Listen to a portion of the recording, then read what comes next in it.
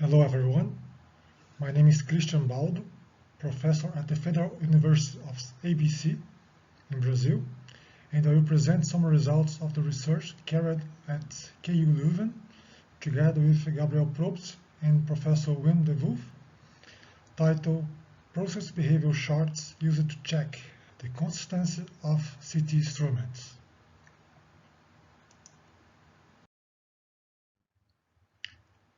I will start with the contextualization of the research with the topic flexible mask customization.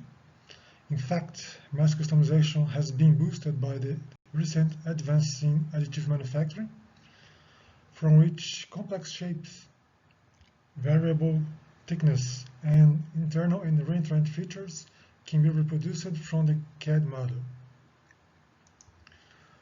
From the metrology perspective, additive manufacturing calls for a measurement technology capable of sampling high point coordinate density of complex structures, including those invisible to most sensors. Consequently, computer tomography is the technology of choice to measure components produced by additive manufacturing. However, due to the complexity of the CT measurement chain, the evaluation of the measurement trace uncertainty remains an issue. Therefore, the results of CT measurements usually lack of traceability to the unit of length.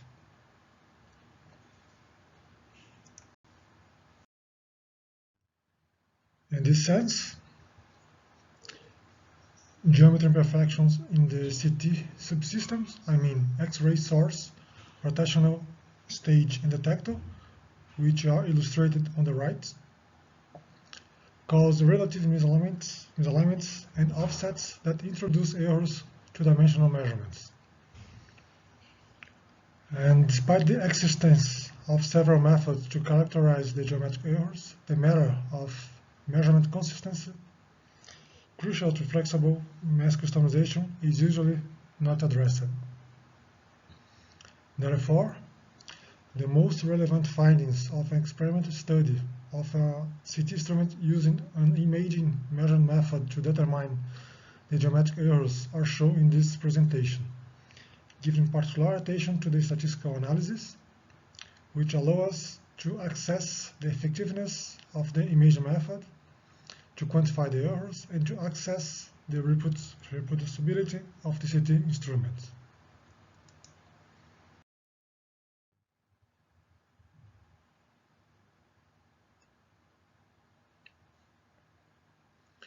Regarding the experimental plan, we used a reference object featuring 43 steel spheres affixed to the circumference of a plastic hollowed tube, in which the sphere's center position is the dimensional quantity of interest used to quantify the geometric errors.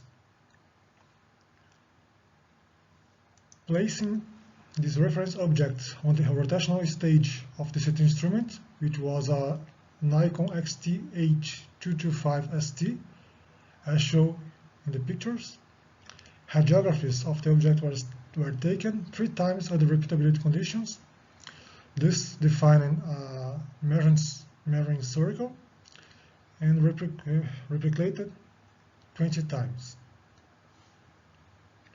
And considering this measurement setup, the following parameters could be accessed: the source to detector distance, the source to object distance, and detector rotation errors such as tilt, slant, and skew.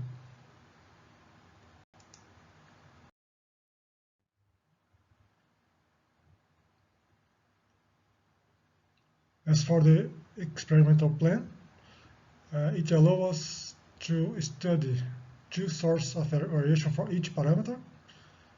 I mean the method repeatability and the CT instrument reproducibility.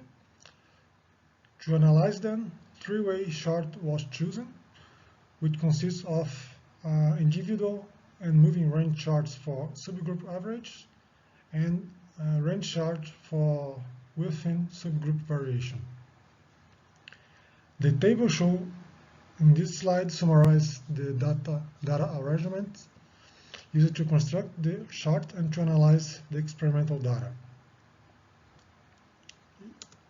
Each cycle contains 3 replications, and the average range and moving range for each cycle were calculated and plotted on the charts, which were used in this research to examine the measurement process under test and to verify its consistency.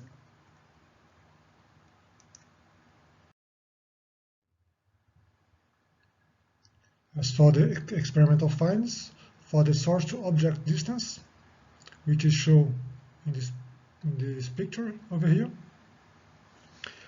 the range chart shows no point beyond the upper limit,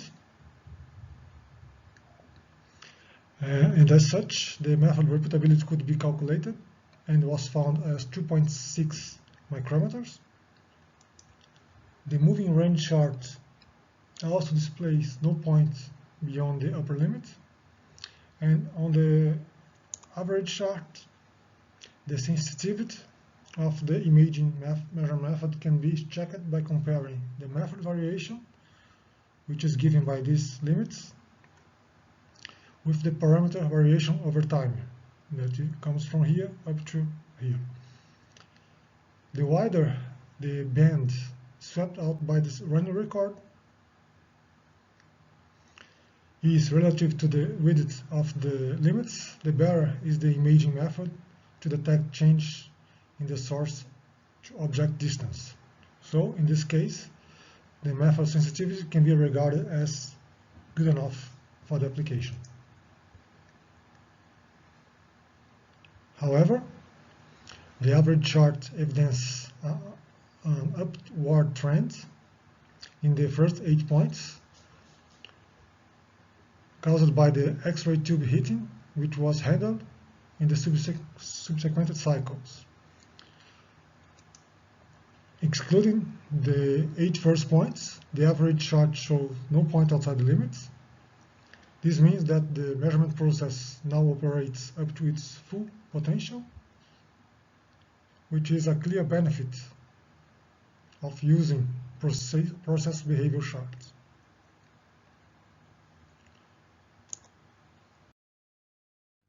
For the source to detector distance, the range chart shows no point beyond the upper limit as well, and as such, the method repeatability could be computed and was found as 8.4 micrometers. Again, the moving range chart also displayed no point beyond the upper limit. And on the average chart, again, the sensitivity of the imaging method can be checked by comparing the method variation given by the 2 limits over here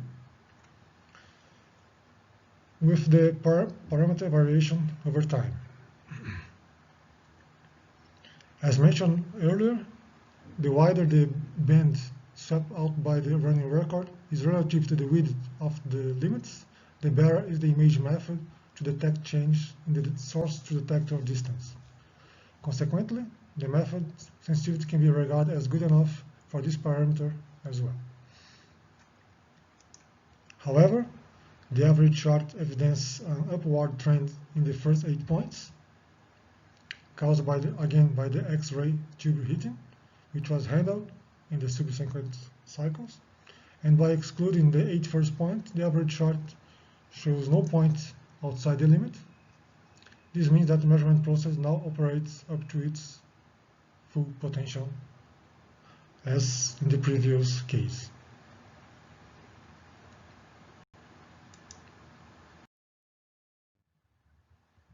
For the rotational errors, the tilt, which is the theta, and the slant, that is the phi, which are illustrated in the figures on the right. Both the range chart and the moving range chart show no point beyond the upper limit, as you can see here. And the sensitivity of the imaging method can be evidenced as sufficient, as explained before, by comparing these 2 limits with these limits over here. And the same for the phi chart. The pattern of variation and the magnitude of the errors, on the other hand, make clear that the CT metrologists can benefit from error correction by software, as physical adjustment would not be feasible.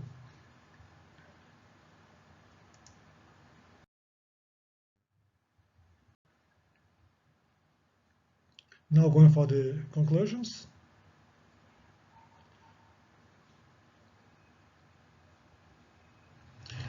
First,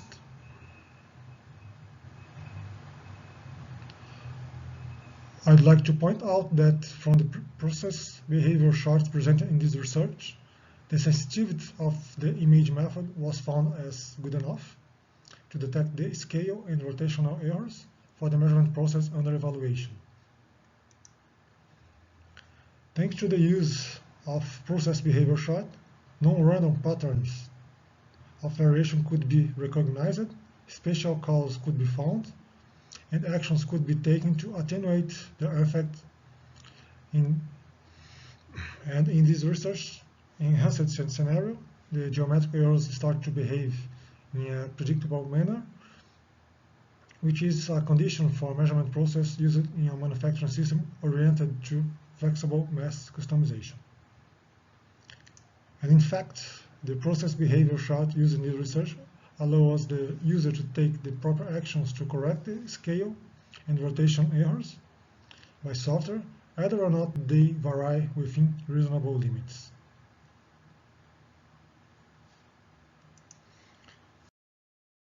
And finally, I'd like to express my gratitude to FAPESP, that is the São Paulo State Research Foundation, which support me in my postdoctoral research at KU Leuven from December 2019 to August 2020, and the FWO that supported my two other colleagues.